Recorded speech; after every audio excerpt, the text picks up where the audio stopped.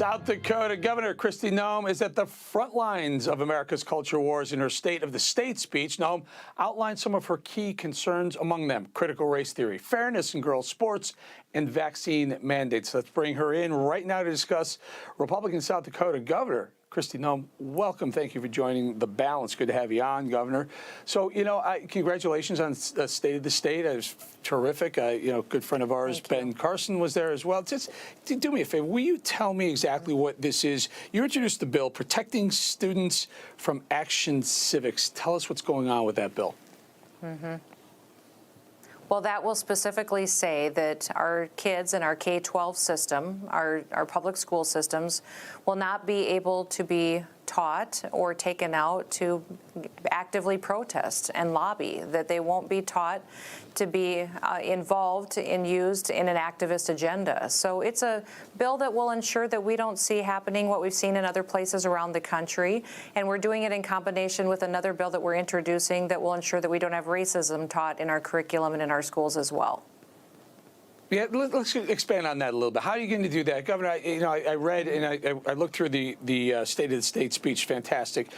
So you specifically say you don't want critical race theory taught in your schools. How are you going to be able to do that? We're going to ensure that our kids learn a true and honest history of the United States of America and the state of South Dakota. So we are currently in the middle of redoing our education standards.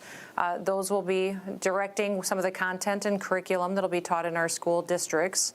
But this state law will enforce that. It will say that within our school systems, the kids can't be taught anything that would divide people based on their sex, their religion, or their race.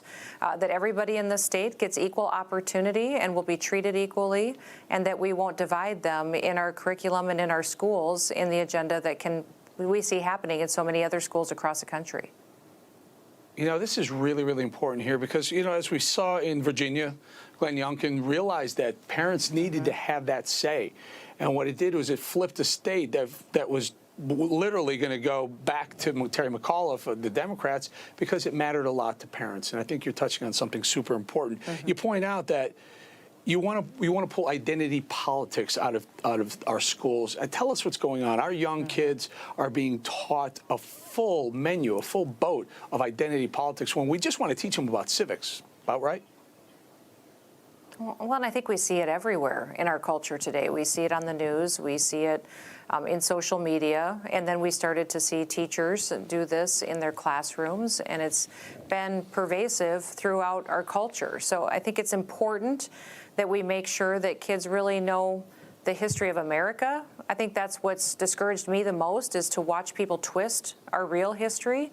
And so ensuring that we have an honest conversation about what America and our founders have gone through in the past, and recognizing their flaws, but also their great achievements, will make sure that our next generation truly appreciates the blessing of living in this country.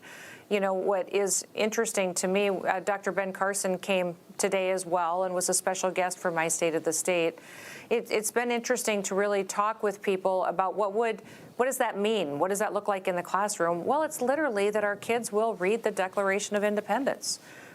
We don't need to tell them what it says or twist it into making it say something different. Let them read it for themselves.